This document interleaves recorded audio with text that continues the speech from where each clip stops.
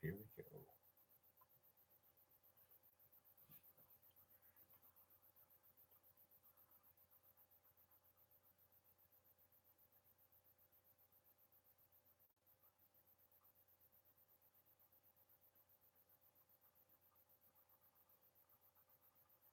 Hey Frank, how you doing, bud?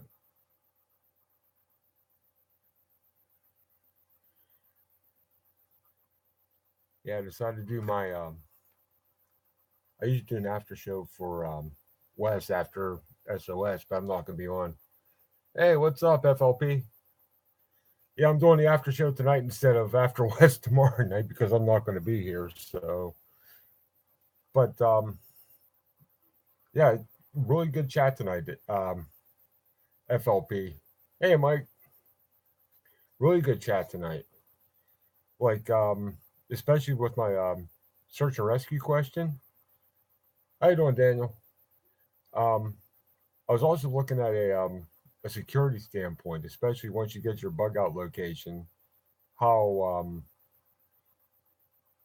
like your tracking ability, once you are in that search and rescue mode, could come into play for security as well. Um, like sign for people mowing around your bug out location.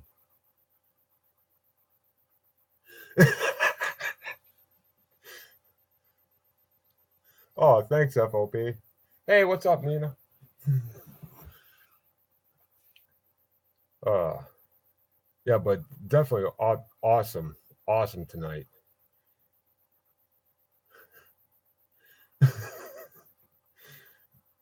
But yeah, I've been keeping an eye on some of the VRs for your gap fill as well. There are some awesome videos out there, and like I said before, mine is I was in somebody else's chat, and I was saying, says, well, I have to do my VR for FLP, and she's like, so do I. I'm like, and I kind of need a knife, and I'm like, I got a ton of them. I'll just give you one, no big deal. So yeah, that worked out great, and I love doing that for her. Country Girl is a really good person, and I don't mind doing that for her at all. In fact, I'm happy to help her out. Yeah, how about you guys hearing me? Because my voice ain't exactly the greatest tonight. So,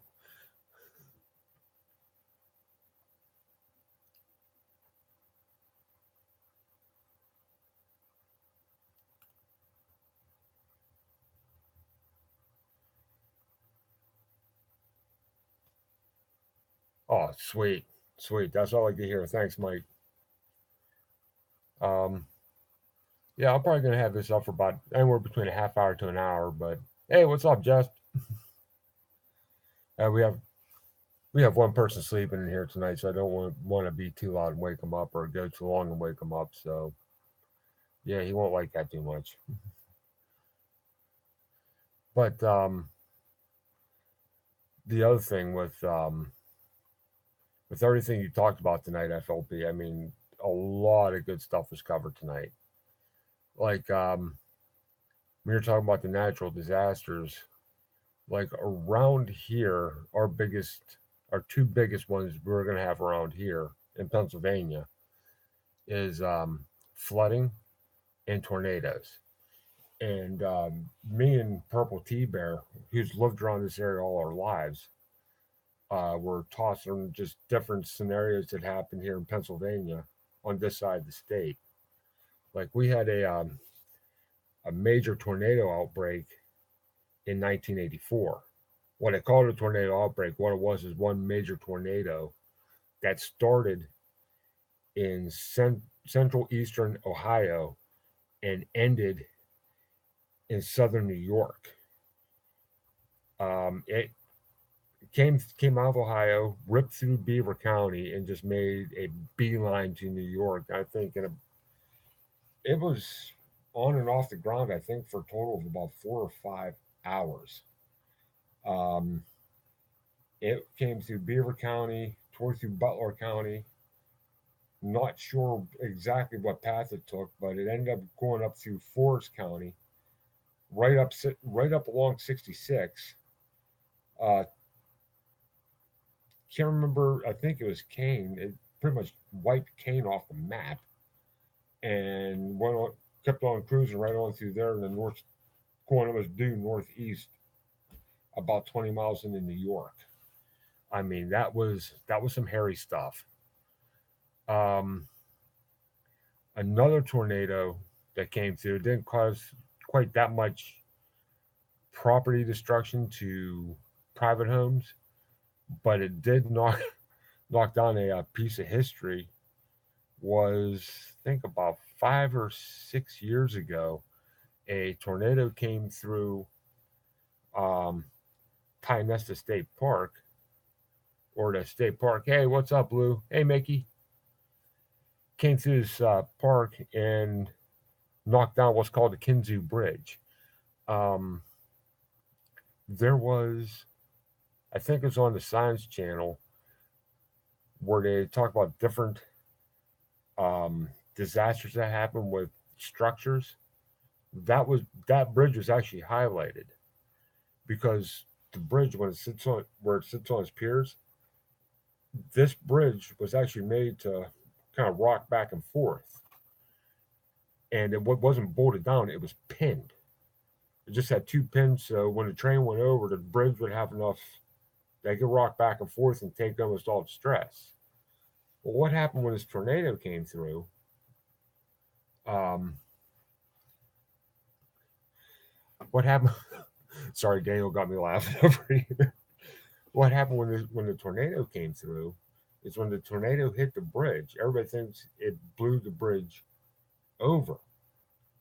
But the problem was the bridge. If you look at where the bridge is laying, the bridge is actually laid to the north. And the tornado, the way the tornado hit it, it was actually almost came in the southern, and they came from the north and came down from the south. So it actually, what it did is actually picked up about 3/4 of that bridge and then threw it backwards. And this bridge at one point in time was the tallest railroad bridge in the world. And it was made out of all iron. So you can imagine if that tornado had enough power to pick up 3/4 of that bridge and toss it about 100 feet backwards, except for like maybe about the 1/3 that's still sticking off the one bank, that's a pretty destructive force. And just case in point being is like, especially for around here, that's the two things we kind of focus on. The flooding part of it was oh, can't exactly remember what year, but there was Hurricane Ivan, which actually came up the Mississippi Valley and kind of turned into the Ohio Valley. Never really lost. Hey, TJ, never really lost any power.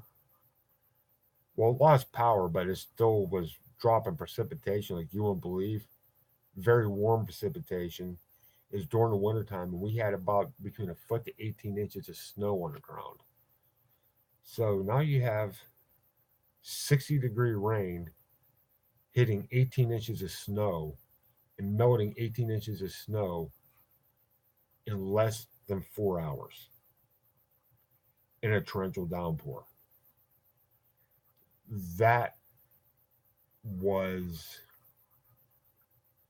I was out to drive. I actually out doing my job that day. I used to deliver parts for Saturn.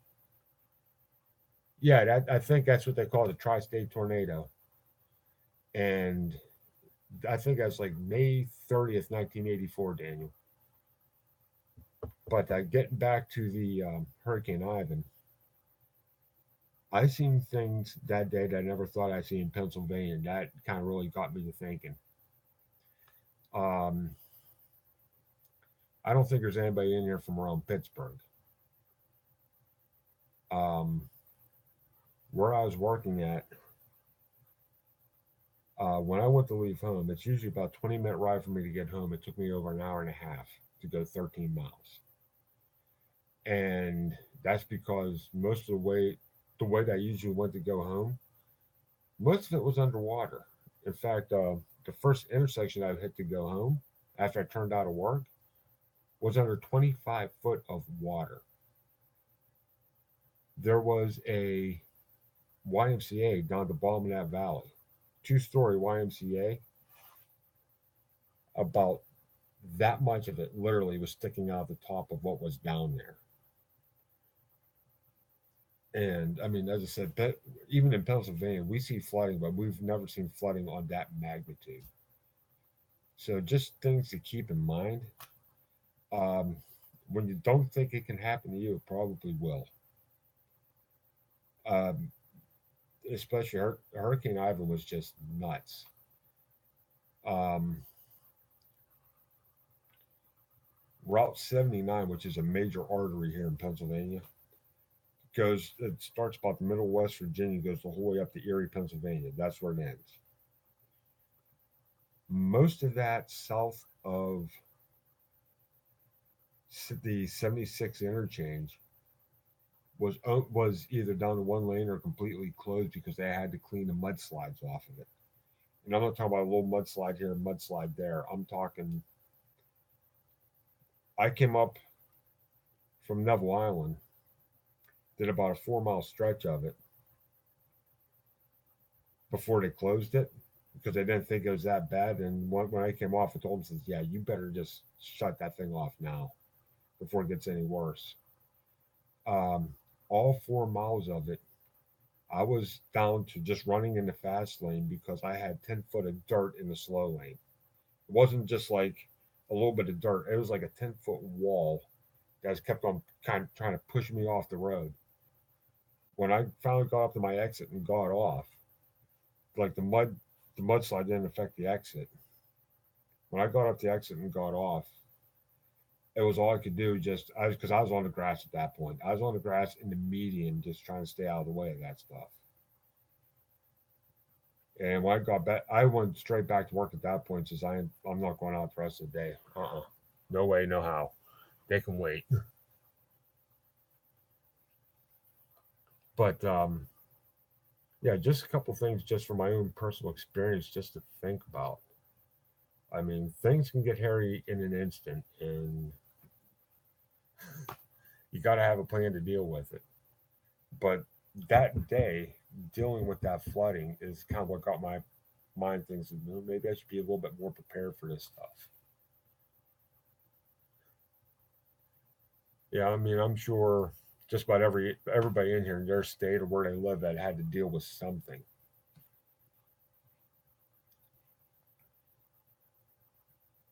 Like FLP, got a question for you.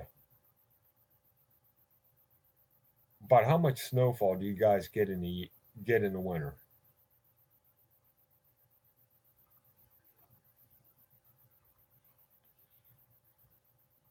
Yeah, because a buddy of mine, um, his dad used his dad used to live up there, so they would get feet upon feet of snow up there in that area.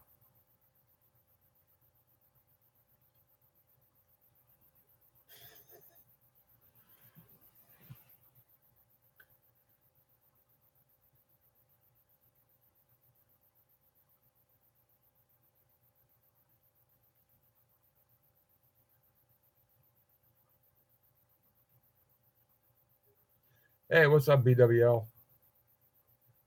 You know what? I'm not thinking. How many? I need to wrench some people. Hmm. Who to wrench? Who to wrench?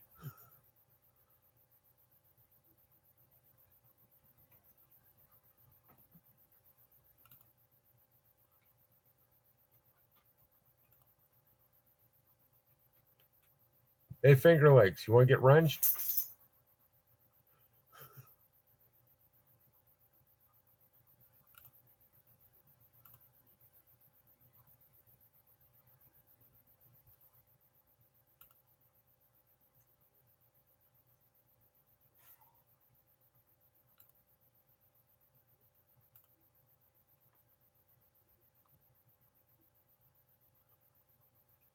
Yeah, there he is.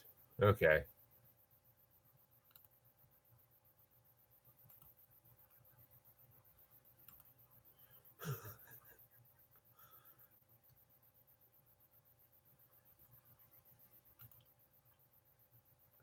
Okay, don't mind me. That's just about 3 people for the wrench right now.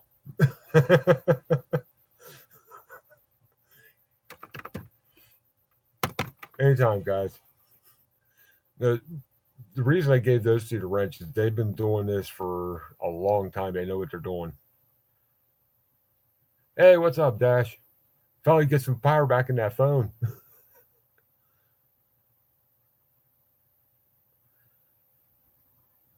Hey, what's up, Will?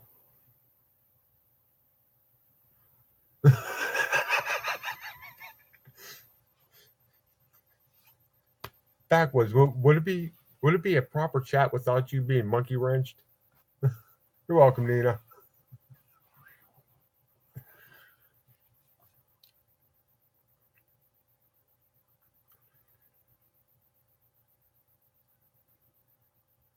Oh, I still juice from work all the time, Dash.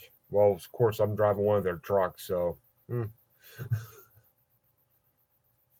Yeah, one other thing I want to hit on that Finger Lakes brought up in his chat was um, he talked a little bit about planning, and the way we kind of do it here is we have a broad plan with many contingencies. As funny as that may sound, is we put the plan into action.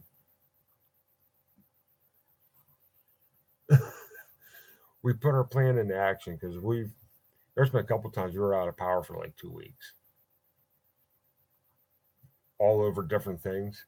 But we put our plan into action, and once we figure out what's going on, we can funnel that plan into a certain direction, which kind of sounds weird. We don't have like a plan for this, a plan for this, a plan for this, plan for this, because for us, it all kind of works out being the same plan.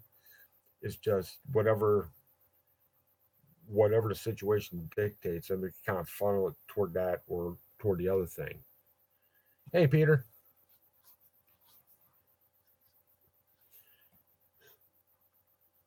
I know that may actually sound a little silly to people, but we've always worked that way on a very loose plan that could be easily adapted in any situation that might come up. Maybe sounds a little bit dangerous, but so far for us, it's been working because we have everything here that we need, and as soon as, soon as the situation comes up, we can just kind of adapt and go from there.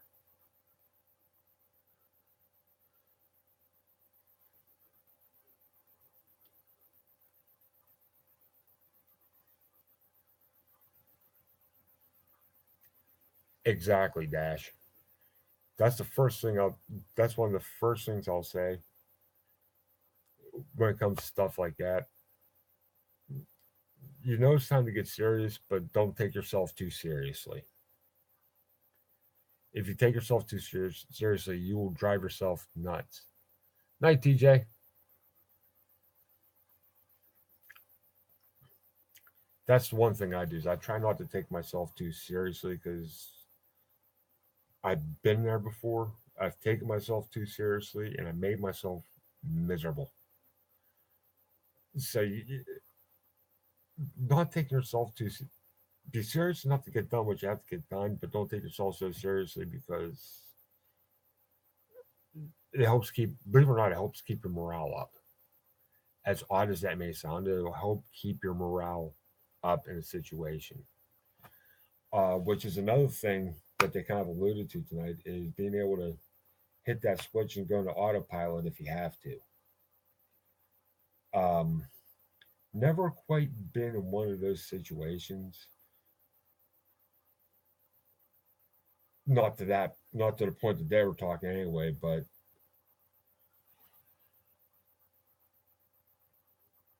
okay, thank you, Justin. Hey, what's up, CG?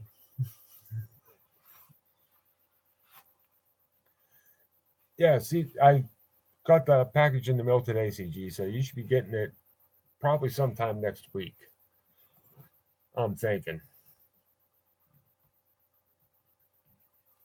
Yeah, and don't mind the tape job on the box. It kind of looks a little ugly, but it'll get there.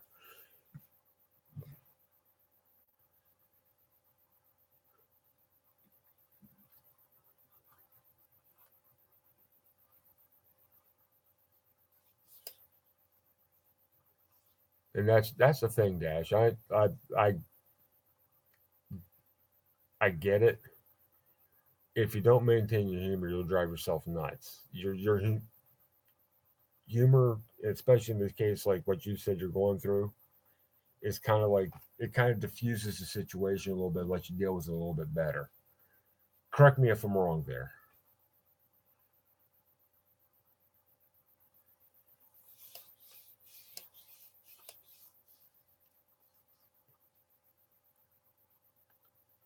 Hey, Wes. Oh, that's cool. Hey, what's up, Pupple?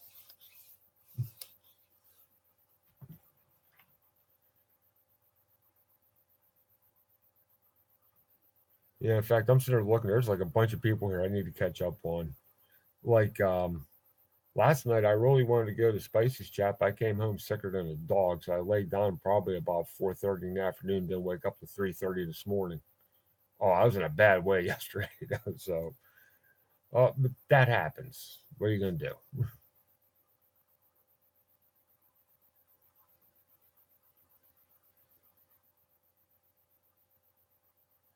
Night, Dash. Hope you have a great weekend, buddy.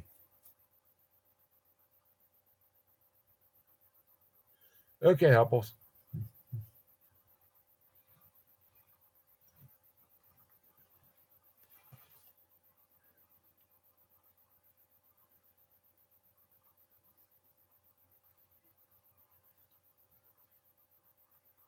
Yeah. Now, if you guys haven't been to Country Girls channel, they do cooking challenges. I can't remember the times that they did. I'm sure she'll fill you in what the cooking challenges are. What's up, Purple? But they do cooking challenges, which are kind of neat. I've watched a couple of them. They're neat to watch. It's some great ideas, some great recipes. Not exactly prepper. It could be prepper related, depending on what kind of cooking system you got, but just something interesting to check out. It kind of, if anything, it's a diversion from prepping. Kind of gives you a break from prepping for a little bit. And you can watch that. It's good stuff. Plus, she just has like these chats every once in a while too that are just awesome, and we talk about everything.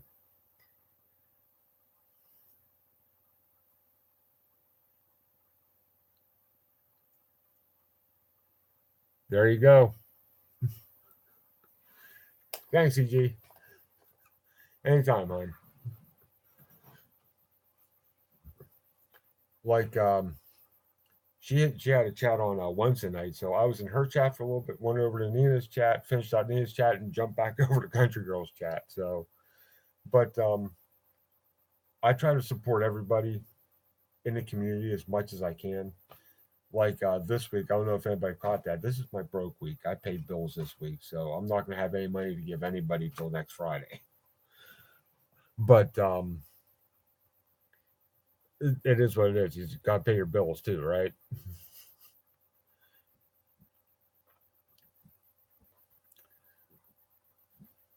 Not with me is I'm kind of like in my busy time of year right now too. Is tomorrow I'm going to Portersville. Um,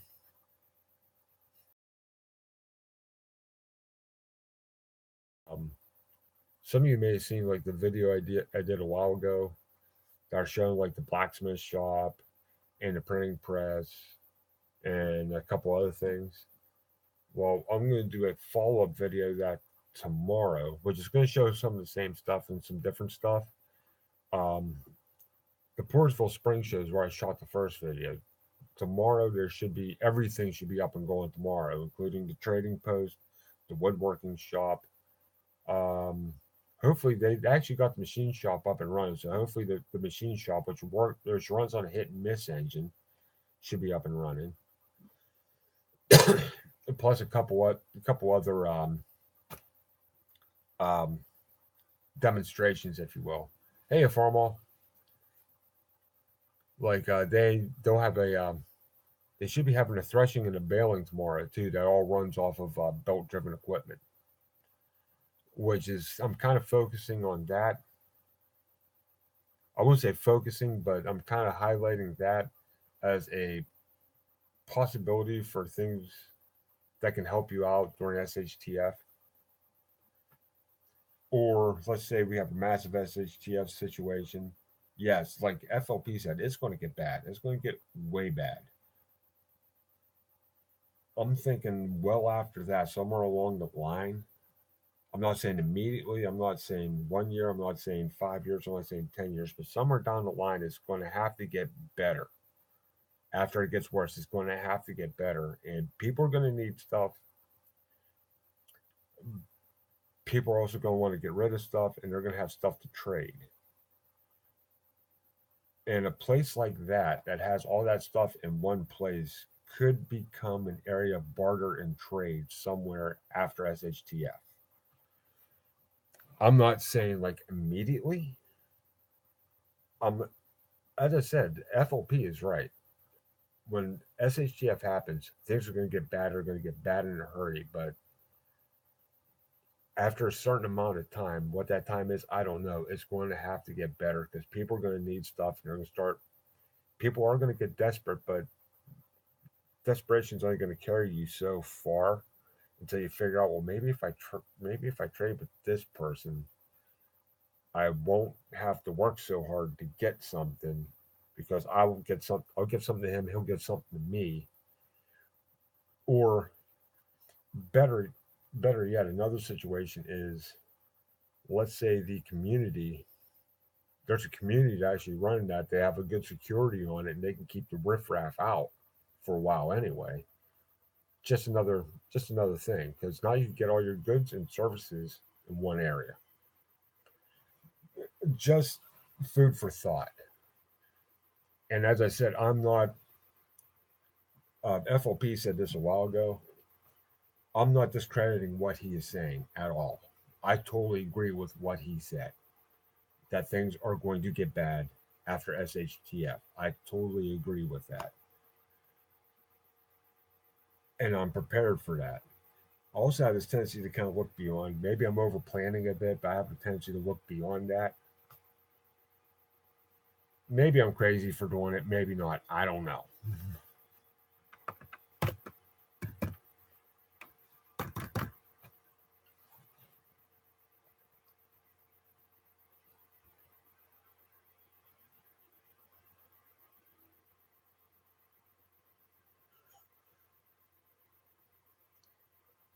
I think you may be on something there, country girl.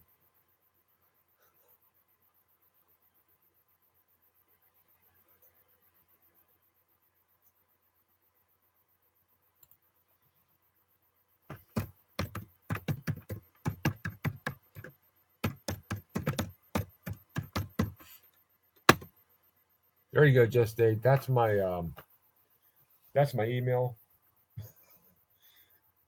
which is I know that's kind of funny, but I've had that email for about 25 years now.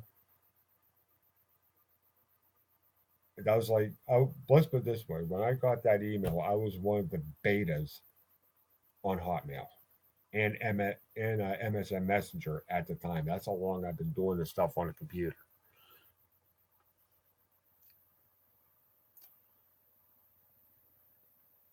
And for trading stuff, ibuprofen would be actually a very good one because trust me, like with me, hey Christy, when it comes to ibuprofen to me, I usually almost always I've always buy like two 500 count bottles, and when I run out of one, I go out and buy two more. That's something I keep rotating all the time. Drinkable water is a good one. Well, I hear you there. I hear you there, country. Now, I just wish MSN Messenger is still around.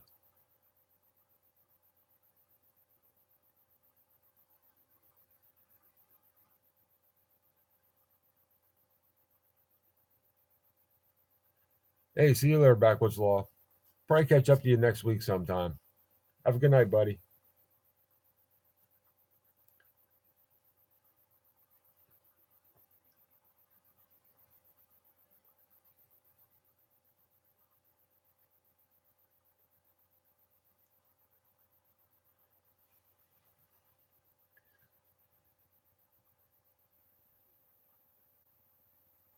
Hey, Pat.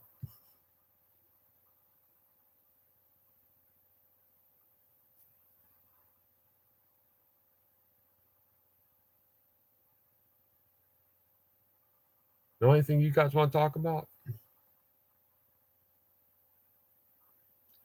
Night, Frank.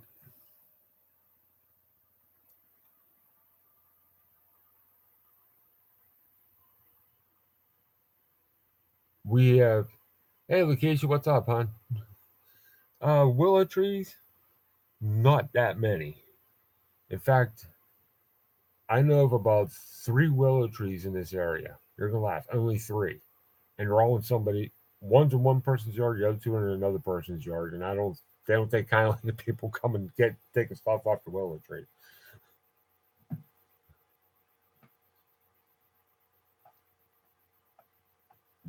Actually, it's funny you say that, Wes, because I deliver in the ghetto, and here's what's funny: because everybody told me it works. Is oh, you'll hate delivering there. You'll be scared for your life. That's one place I should look forward to going to every day because I get treated the nicest there, and then when I go out in the richer suburbia, I get treated worse as I go, which is kind of messed up. I'm like, wait a minute, this should be what?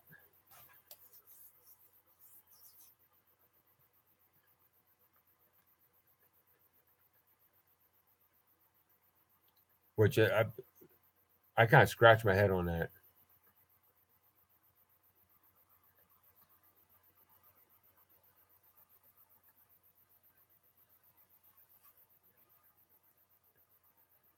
I second that, Nina. I second that.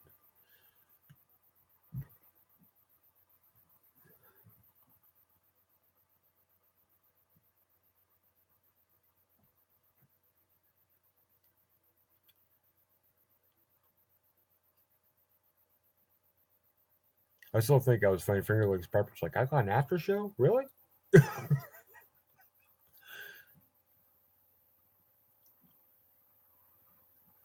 Oh, neither am I, Will. Neither am I. Well, the one thing the one thing we keep on thinking around here is the people who live out in the country, female ain't even going to bother with us. They're going to be too busy. I live far enough away from Pittsburgh that Pittsburgh's not going to affect me by much.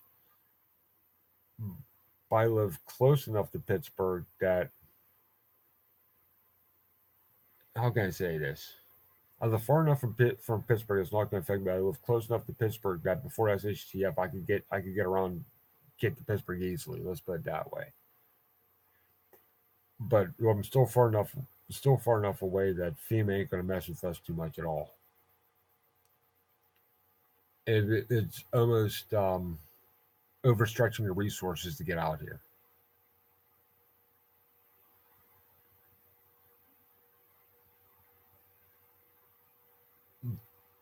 Chrissy, you're preaching to the choir, honey. You're absolutely preaching to the choir. I deliver 5 days a week. I'm in my box truck delivering in Pittsburgh, and that is no fun at all.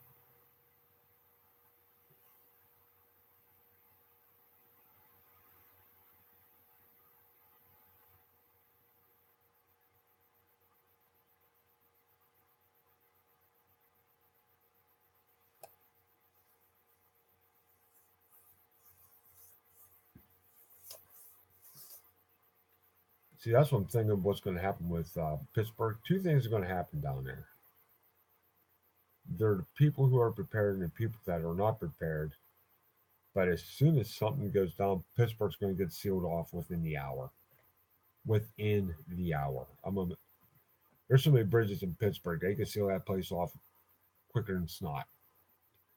And then the people who are prepared are going to start fighting the people who are not prepared. And it's going to turn into a war zone.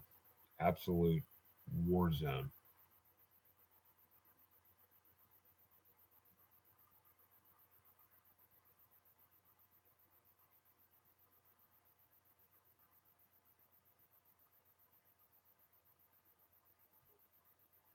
Not much raisins. Not much. And the ones that don't have accidents will probably will get blocked with something else. especially like down around the point. There are like 400 and some bridges in Pittsburgh, but I think to actually seal off Pittsburgh proper, they only have to block about 12 of them. And that will keep people from coming into Pittsburgh or going out of Pittsburgh. Going out of downtown Pittsburgh, I should say. Yeah, pretty much will. I'm thinking the government's going to sit back and just let them wipe each other out and then come in and pick over the bones.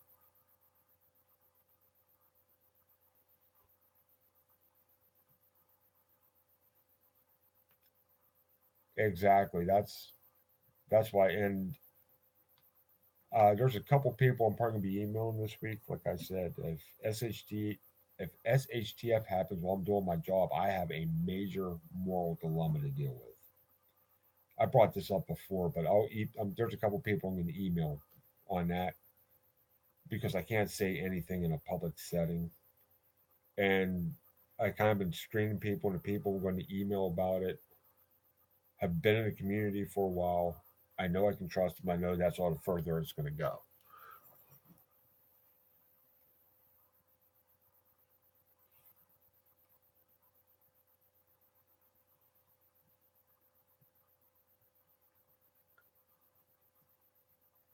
Oh, a river would be a useful way to move around as long as it's not flowing through the city. That's the other thing with Pittsburgh. Pittsburgh has three rivers. That's why they call Pittsburgh Three Rivers. Yeah, Pittsburgh has the Allegheny coming from the north, Monongahela coming from the south, and they come down to the point to make the Ohio. And there's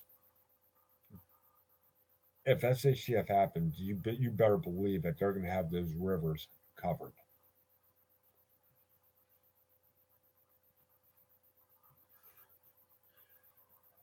A lot easier said than done, Rescue, because there's a lot of locks and dams to go through on the way down there.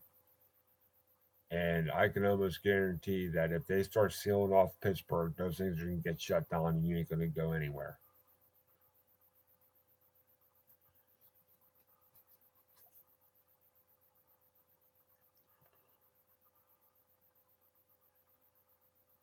Well, let's actually, it's not a bad idea for them all, but you got to be moving in something small like a kayak that can be easily hidden.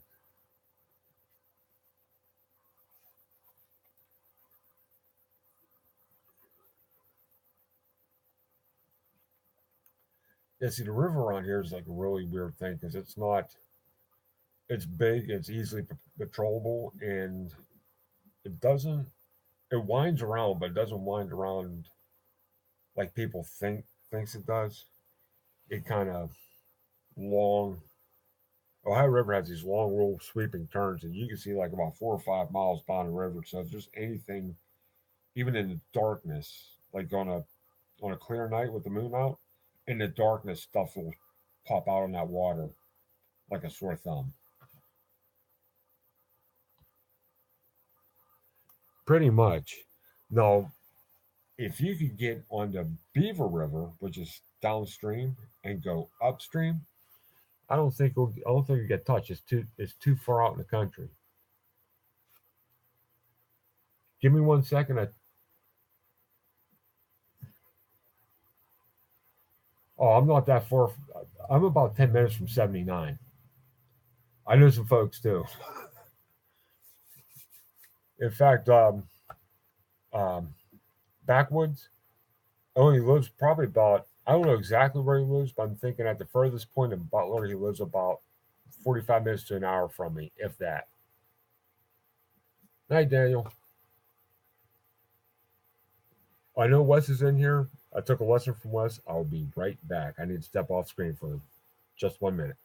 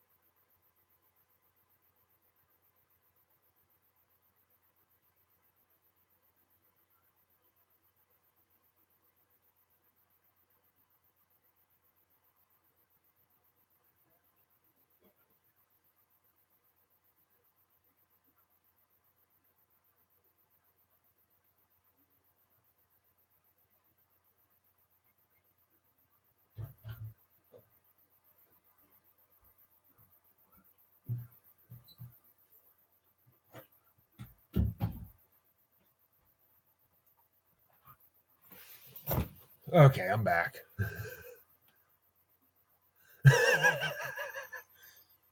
It's time to play the music. It's time to light the lights. Is that good for your rescue? Thank you, Dawn.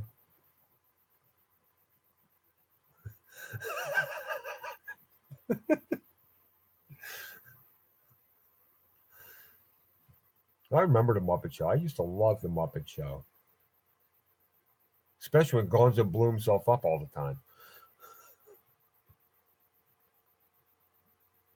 That and Waldorf and what's his face up in the balcony making the dirty jokes.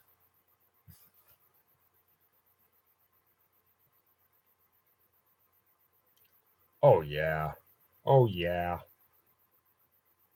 We're the Swedish Chef. I can never get enough of the Swedish Chef.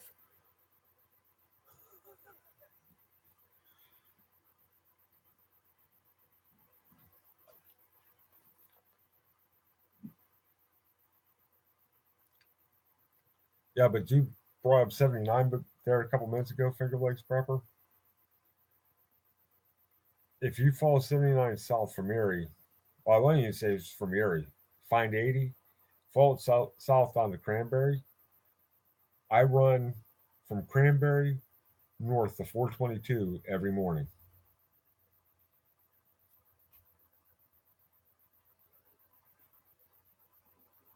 Oh yeah, I remember that.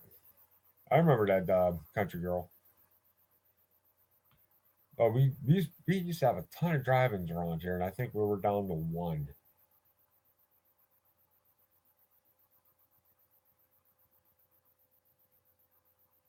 Night, Nina, and thanks for coming, hon. Oh, is it Nina rocks? Nina absolutely rocks. I love her. Well, I love everybody in here, but I love Nina.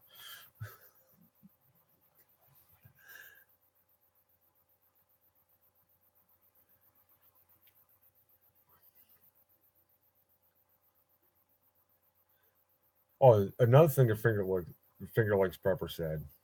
This is actually from a couple. Is practice your routes, know your routes to get from. I have about two, maybe three bug out locations I could go to right now. All of them family, and the one I think we have it down. It's about 170 some miles away. We have about 26 different routes to get to it.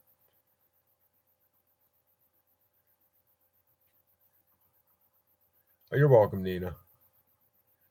Um, it's up. It's kind of up in the mountains, but we have 26 different ways to get to it. Everywhere from major highways to these little dirt goat paths that hardly anybody knows about, and everything in between.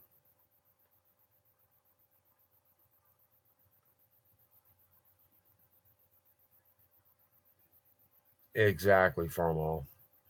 Where we're at up there, for fall, winter, I mean for fall, summer, and spring, not an issue. Winter, there's no winter maintenance on the road, so things. I've been up there a couple times in the winter. It gets interesting quick. I mean, if you have one big snowfall, unless you have a big 4-wheel drive, you ain't going anywhere. Like we took my dad's 1-ton Dodge out there, and it's a 1-ton Dodge 4-wheel drive dually on diesel, and it was having some issues.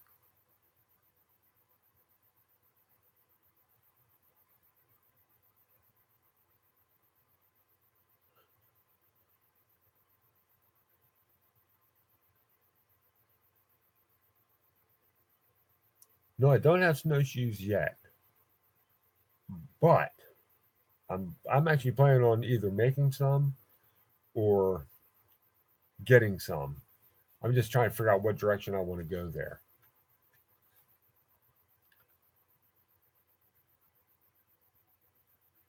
And actually, I'm actually looking forward to winter up here. Is I used to love the heat. Now it's just like, give me snow. I'm a happy guy. Give me snow.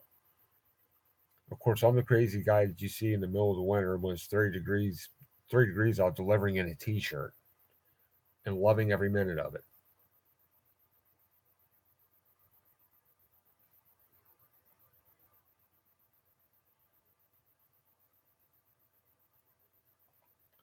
Yeah, I'm just crazy that way. I get what happens is I used to deliver in a winter jacket, but except I have it unzipped. So if I start getting chilly, I can zip it back up. I start getting too warm. So I just start delivering in a t-shirt when it's 30 degrees outside. Now if the wind really starts blowing, I'll go put the jacket on. But other than that, if the wind's still, by the time I start getting cold, I'm inside. I come back out, throw stuff in the truck, go to the next stop. So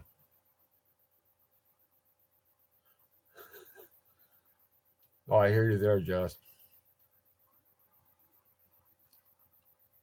Even though our autumn here can be a little weird, for lack of a better word.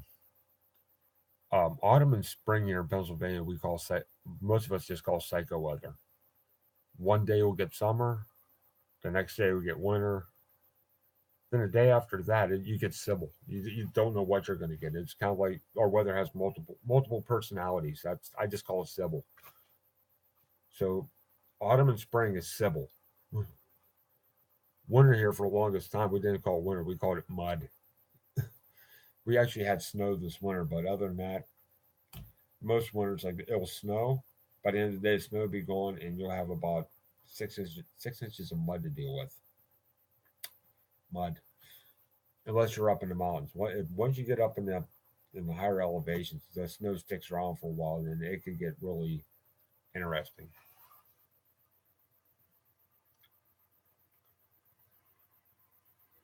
Oh, geez. So yeah, that's right. You're down there around Houston. You're in a frying pan part of the panhandle.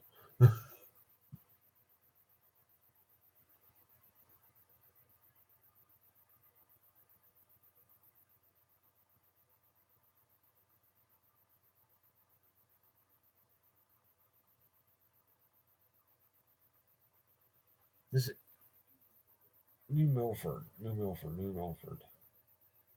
That's Central PA West. I'm gonna have to look that one up.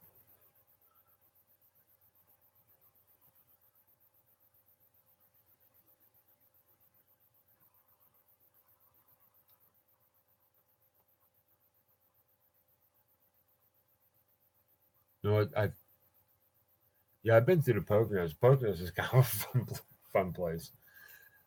Actually, I drove through Okay, I have a good idea where it's at, Wes. Okay,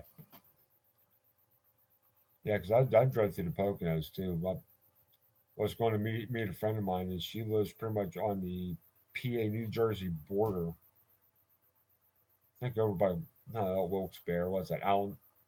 Allentown? Yeah, I think it's Allentown. Doesn't live too far from Allentown. I drove through there. Driving through the Poconos on 80 at damn near midnight is very interesting.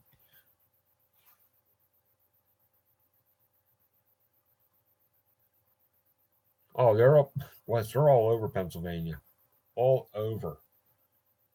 I could take you, heck, one county each direction from Beaver County. Heck, I could take you here in Beaver County and show you where the hillbillies hang out.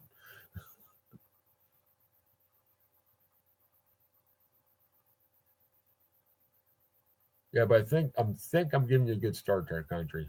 I'll give you a good start to start building a kid anyway.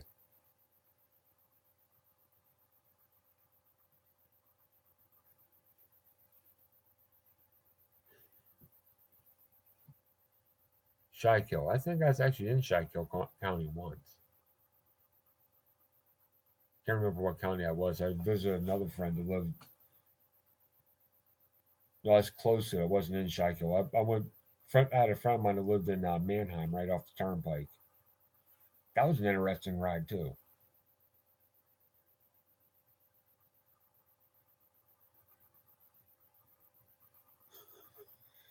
That makes two of us, Wes.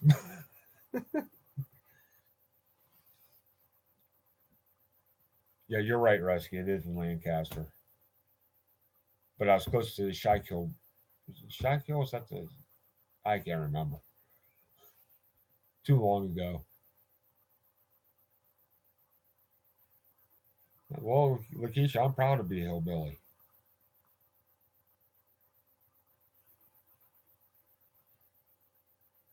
Okay, Schuylkill. Okay. Schuylkill. I have a speech impediment to begin with. A small one, but I have one. But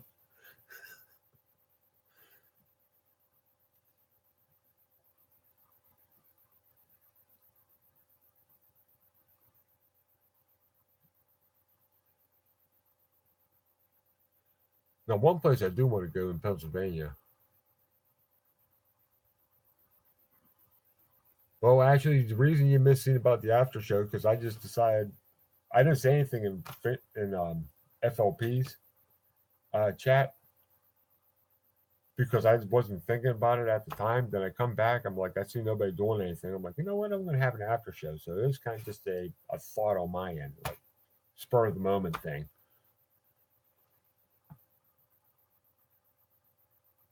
A little bit risky, not much. Um, about the only area going out to that side of the state, it's actually more north. It's kind of like on the cusp of central and northeastern. If you know where Ricketts Glen State Park's at, I know that area a little bit. Actually, a little bit more than the average bear from this side of the state, but not as much as the locals do. Let's put it that way.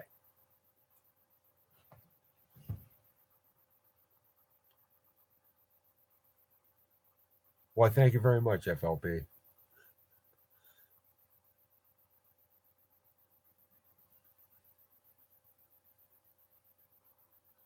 Oh, it's see, Ricketts Glen State Park. If you ever come to Pennsylvania, if you're from out of state, if you ever come to Pennsylvania, Ricketts Glen State Park is probably some of the best waterfalls you're going to find this side of the Mississippi. About the only place you're going to find as good waterfalls that is going to be up in the Finger Lakes region, specifically probably more around Watkins Glen, that area. But Ricketts Glen has 24 waterfalls in the state park itself. Then, if you go out of the park onto the main drag, there's only one way to come into that park. If you go out of the park onto the main drag, you make a right on the main drag. You go about 100 yards, you make a left, you drop down the other side of the mountain. You're going to find about another 18 waterfalls over there. But on that side of the mountain, it's not, it's in state game lands. So there's no like real trail going to it. Basically, you're going to be, there's one old road bed that'll take you to the end. But when you start coming down, if you want to take pictures of the falls, you're going to be doing a lot of climbing, a lot of buck and brush, and a lot of stream crossing. And Sullivan Run is no joke. It's nothing to mess around with.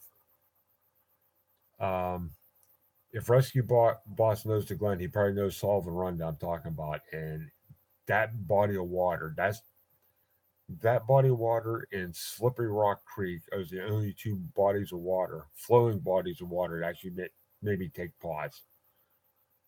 Sullivan Run, I actually crossed. Slippery Rock, I won't go in that thing unless I have something that floats and I'm trying to save somebody's life. I don't go in that one.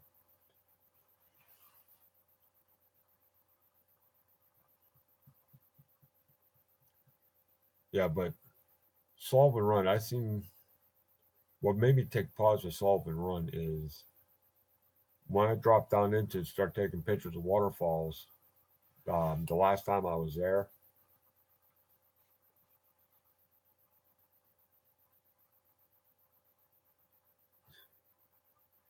yeah, exact. That's one thing to say, but especially in Ricketts Glen, the Ricketts Glen part of it, stay on the falls trail because you'll see all the falls. If you're a photographer, you get good pictures of the falls from the trails. Over on the other side of the mountain, where it's not state park, it's state game lands, you don't really have that. So you really have to be careful about what you do. And Sullivan Run, getting back to what I was saying about that, especially during spring thaw, they say the timber will come down there so thick that will actually make. They actually have. There's been a couple of times where I had to go up Sullivan Run and blow the timber out with dynamite because it's plugging everything up. which just makes a mess. They've replaced the bridge that crosses Sullivan Run down there like twice. So you just have to watch that. Really keep an eye on that one.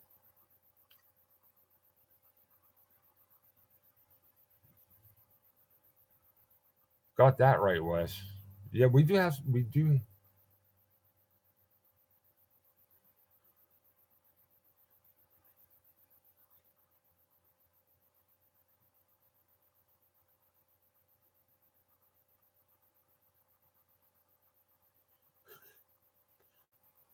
But yeah, believe it or not, we do have some swamps here in PA too. Not big ones, but we have swamps. My favorite one is one called Buzzard Swamp, and that's one of those ones that. Oh, no problem, Ashley. Actually, it's about 108 rescue. I think I can't remember what the name of it is, but there's one in that park that's over 100 feet tall.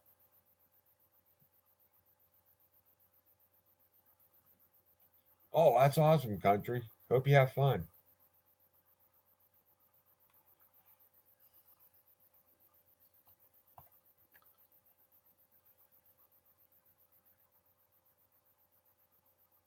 Yeah, but I mean, there's a lot of cool stuff. But Ricketts Glen's probably my favorite state park in Pennsylvania, which is also bingo, Genoja Falls. I think Genoja Falls is like 108 or 104 feet tall, or something like that. You may be right, 94. I thought there's one in there that's over 100. Oh, that's cool, country.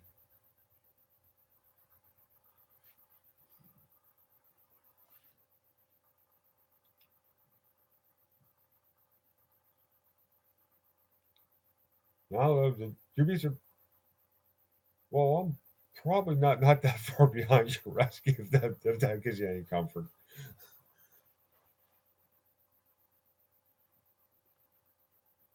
Oh, Squatch. Oh, Squatch is awesome. I love Squatch. Him and his comfort salmon, or salmon, I should say.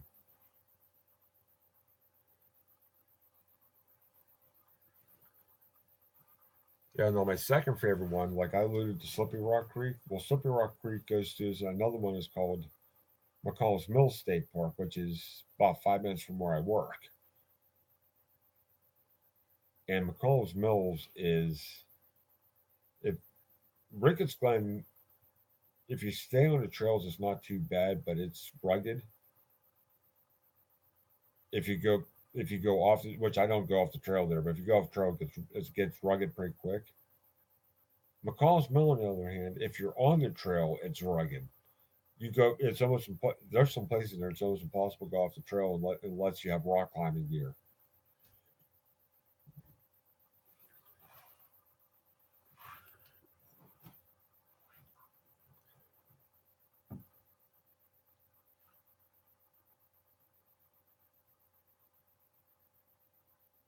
Oh, ribs, ribs. Oh,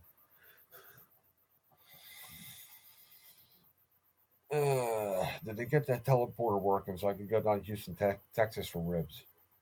Hmm. If I had a teleporter, I'd be there. Like, let's cook these things up like now. Cool. Really? Hmm.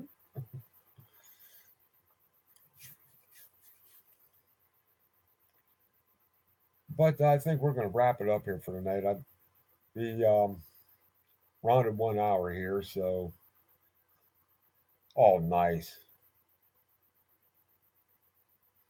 But we rounded one night. I think I'm going to shut it down here for tonight here, and I thank you all for coming. Love you all.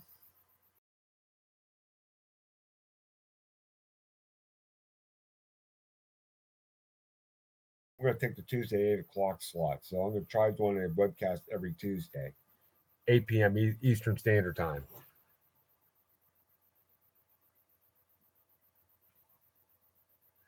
Hey, no problem, FLP. But Tuesdays, 8 o'clock. Have to do it like spicy. 8 o'clock Eastern Standard Time. I'm gonna be doing a web. I'm gonna be doing a web chat then as well. So y'all have a good night, and I'll talk to y'all later. Bye, y'all.